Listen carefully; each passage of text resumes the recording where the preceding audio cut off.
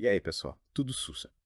Preparados para mais uma daquelas imersões aqui com a gente. Hoje o papo é sério, viu? Drama, ambição fora de controle, fantasmas sinistros. A gente vai mergulhar de cabeça no Macbeth do Shakespeare. É isso aí. A gente recebeu um material incrível sobre essa obra-prima e a missão de hoje é desvendar o que faz essa história de poder e culpa continuar tão fascinante depois de tanto tempo. Então, assim, e vai destrinchar tudinho o contexto histórico, as profecias sinistras das bruxas, a ambição desmedida do Macbeth, da Lady Macbeth, e as consequências, claro. Mas calma, a gente vai dar umas risadas pelo caminho, porque ninguém merece terminar o dia com um aperto no coração, né? Com certeza. E o mais legal é que a gente vai conectar todos os pontos para vocês entenderem a essência dessa história. Por que o Shakespeare escreveu isso? O que a gente pode aprender com esses personagens, mesmo depois de séculos. Se preparem para umas boas reflexões. Sem mais delongas, vamos desvendar os segredos obscuros e a genialidade por trás do Macbeth. Vai lá. Para a gente começar, vamos voltar no tempo, lá para a Inglaterra do século XVII. A tragédia de Macbeth foi escrita pelo Shakespeare, e a galera acredita que a primeira vez que ela foi encenada foi lá por 1606. Mais de 400 anos de história, gente. É muita história, né? E para quem curte curiosidades, essa peça só foi publicada oficialmente em 1623 num livro super famoso chamado First Folio. E sabe o que é mais irônico? Macbeth é uma das tragédias mais pesadas do Shakespeare, mas também é a mais curta que ele escreveu. Vai entender, né? É, cada um com seus mistérios. E tem uma fofoca histórica aqui. Parece que a peça tem tudo a ver com o rei Jaime Los, que era o rei da época. Dizem que o Shakespeare colocou várias referências ao rei na história, tipo um jabá pro seu mecenas. Afinal, o Jaime Oda era o patrocinador da companhia de teatro do Shakespeare, né? Faz sentido, faz sentido. Mas o mais interessante é como o Shakespeare mistura a ficção com a realidade. Ele usa elementos da história escocesa e crenças da época, como a bruxaria, para criar um clima denso e que a galera da época se identificava totalmente. E essa ligação com o rei com certeza não foi por acaso. Falando em clima denso, bora pras bruxas. A história começa com o Macbeth, de um general escocês super importante, voltando de uma batalha vitorioso. O cara ele é tipo um herói de guerra, sabe? Total. Mas aí o destino resolve pregar uma peça nele. Ele e o amigo, o Banco, se perdem no meio de uma tempestade bizarra com direito a raios e trovões de arrepiar, e dão de cara com 3 figuras pra lá de sinistras. Aí as bruxas começam com as profecias e a coisa fica tensa. Elas falam pro Macbeth que ele já era o Tene de Glamis, que era tipo um título de nobreza, um conde, sabe? E que ele também ia ser o Tene de Caldor. Para completar o pacote, elas profetizam que o Macbeth vai ser rei da Escócia. Já para o Banco, a profecia é diferente. Ele não vai ser rei, mas os descendentes dele sim. Imagina o bafafá depois dessa. E o mais louco é que a primeira profecia se realiza rapidinho. Logo depois do encontro com as bruxas, chega um mensageiro, o Tende Ross, avisando que o rei Duncan nomeou Macbeth como o novo Tende Codor. O antigo Tânia tinha se rebelado, então algo ficou vago.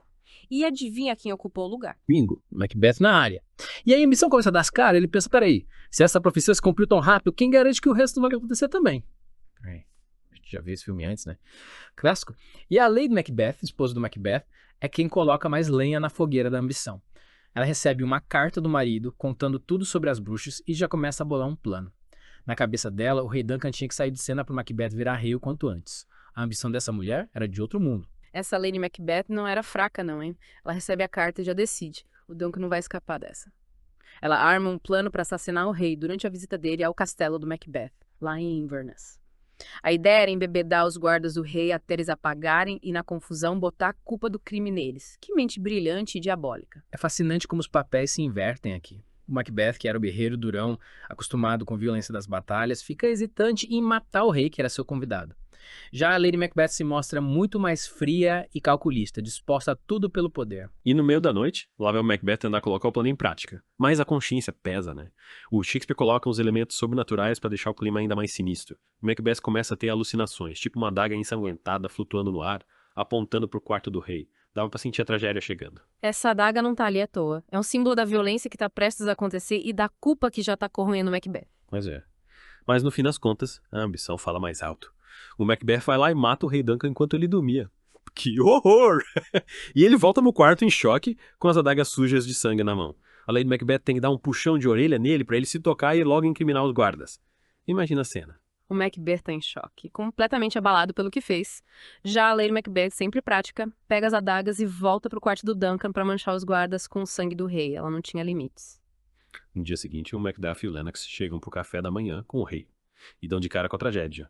O castelo vira um caos, todo mundo em pânico. O rei, que era o anfitrião, assassinado na própria cama. E no momento de desespero, o Macbeth mata os guardas do Duncan ali na frente de todo mundo. Ele diz que fez isso num ataque de fúria ao ver o rei morto, mas na verdade só queria eliminar as testemunhas. Pra piorar tudo, os filhos do Duncan, o Malcolm e o Donald Ben fogem da Escócia com medo de serem os próximos da lista. E essa fuga acaba fazendo com que as pessoas pensem que eles são os culpados, tipo, quem corre é porque deve. Que ironia. Com herdeiros fora do caminho, Macbeth, como parente mais próximo do Duncan, acaba sendo coroado o novo rei da Escócia. A profecia das bruxas se realiza, mas a que custo, né? Só que a vida de rei não era fácil pro Macbeth. O Banco, lembra? Aquele amigo que estava com ele quando as bruxas fizeram as profecias. Então ele começa a juntar as peças do quebra-cabeça. Ele lembra da profecia que dizia que os filhos dele seriam reis. E começa a desconfiar que o Macbeth teve algo a ver com a morte do Duncan. Faz sentido. O banco representa uma ameaça para o Macbeth. Ele é uma testemunha das profecias e carrega a promessa de uma futura linhagem real. O Macbeth fica paranoico, com medo de perder tudo o que conquistou. Aí a paranoia toma conta do Macbeth. Ele fica obcecado com a ideia dos descendentes do banco no trono. O cara não conseguia relaxar. Então ele decide tomar uma atitude drástica. Planeja o assassinato do banco e do filho dele, o Fleance. O Macbeth contrata uns assassinos e arma uma emboscada durante a noite. O banco é morto, mas o Fleance consegue escapar.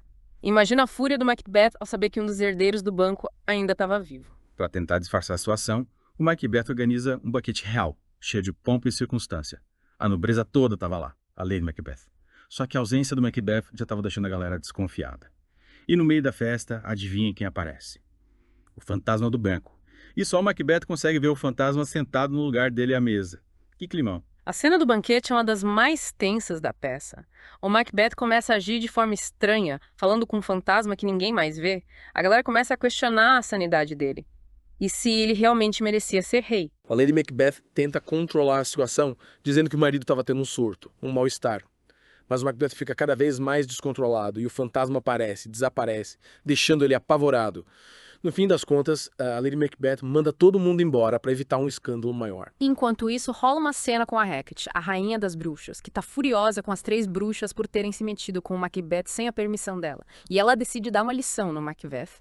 Vai dar a ele uma falsa sensação de segurança que vai levar ele direto pra ruína. Aí a fofoca rola solta entre os nobres.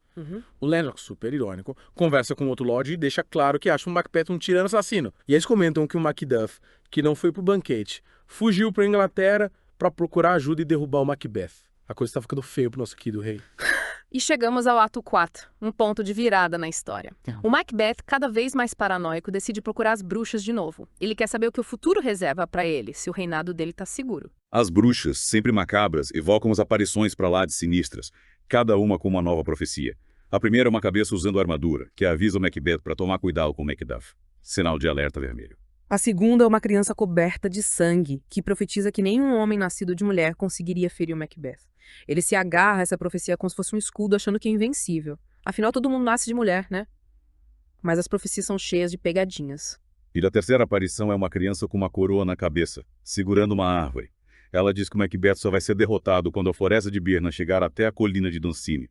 Na cabeça dele, isso era impossível. Como a floresta ia se mover. Mal sabia ele. Para completar o show de horrores, as bruxas mostram uma procissão de 8 reis. O último com um espelho que reflete ainda mais reis. E o fantasma do banco apontando para eles. O Macbeth entende que todos aqueles reis eram descendentes do banco que iam governar várias terras. Mas paranoia pra conta. O Macbeth fica apavorado com essa última profecia e com a ameaça do Macduff. Desesperado, ele decide atacar o castelo do Macduff e ordena o assassinato de toda a família dele, a esposa e o filho pequeno. Que crueldade. Enquanto isso, o Macduff tá lá na Inglaterra, reunido com o príncipe Malcolm, o filho mais velho do Duncan.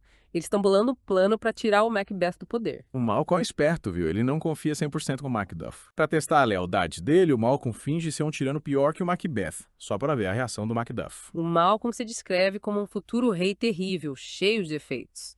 Aí o Macduff, desesperado com a situação da Escócia, demonstra uma lealdade genuína ao país, independentemente de quem o governasse. Essa reação convence o Malcolm de que o Macduff é confiável. É nesse momento de tensão que o Tâni de Ross chega com a notícia do massacre da família do Macduff. A esposa e o filho dele foram brutalmente assassinados a mando do Macbeth. Que tristeza. Essa notícia é um divisor de águas para o Macduff. A dor dele se transforma em sede de vingança. O Malcolm, vendo a determinação do Macduff, revela que já reuniu um exército com a ajuda do rei inglês. Juntos, eles marcham para a Escócia para enfrentar o Macbeth. E chegamos ao último ato. No castelo de Dunsinane, a Lady Macbeth começa a ter uns comportamentos estranhos. Ela anda dormindo e, durante o sonambulismo, revive os assassinatos, tentando lavar manchas de sangue imaginárias das mãos.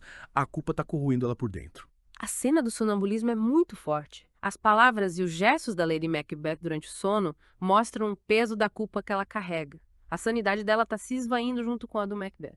E o exército do Malcolm se aproxima escampado na floresta de Burnham. Aí o Malcolm tem uma ideia genial.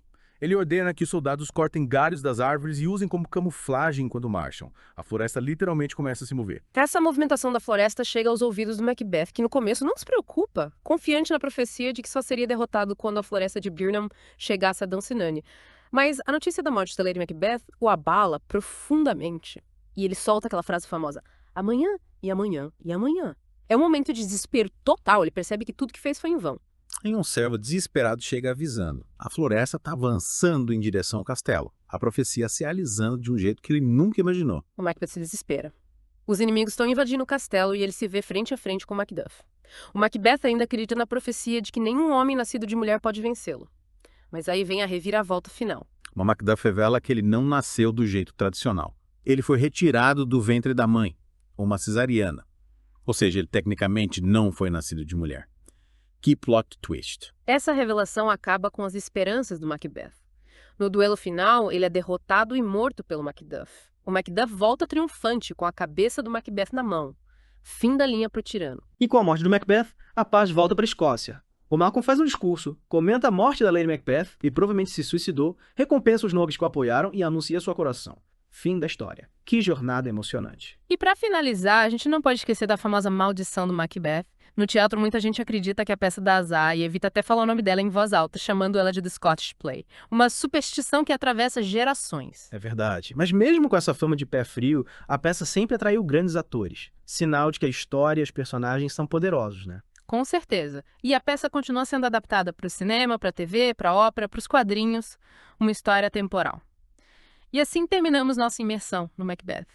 Vimos como a ambição descontrolada pode levar a gente para caminhos perigosos, cheios de violência e loucura. As profecias, a influência da Lady Macbeth, a culpa. Tudo isso se junta nessa tragédia que ainda tem muito a nos ensinar sobre a natureza humana. É impressionante como essa história escrita há tanto tempo continua tão atual. A gente se pega pensando nas nossas próprias ambições, nos limites que a gente cruza para conseguir o que quer. E essa história da maldição me deu até um arrepio. Vai saber. Pois é. E a maneira como Shakespeare explora a mente dos personagens, a decadência moral do Macbeth, é de fazer a gente refletir sobre as consequências das nossas escolhas. E aí, pessoal, o que vocês acharam da nossa análise do Macbeth? Esperamos que vocês tenham curtido essa viagem. Quem sabe agora vocês se animam a ler ou reler a peça com um novo olhar. E fica a pergunta, até onde a gente está disposto a ir para conseguir poder? Quais são os fantasmas que as nossas escolhas podem criar? É para pensar, hein? Boa reflexão. E se vocês ficaram curiosos para saber mais, procurem as adaptações do Macbeth por aí. Tem filme, peça de teatro, documentário. Vale a pena conferir. A gente se despede por aqui, mas a conversa continua. Até a próxima. Gente, encontro vocês em outro podcast. Não esqueçam de se inscrever no nosso canal.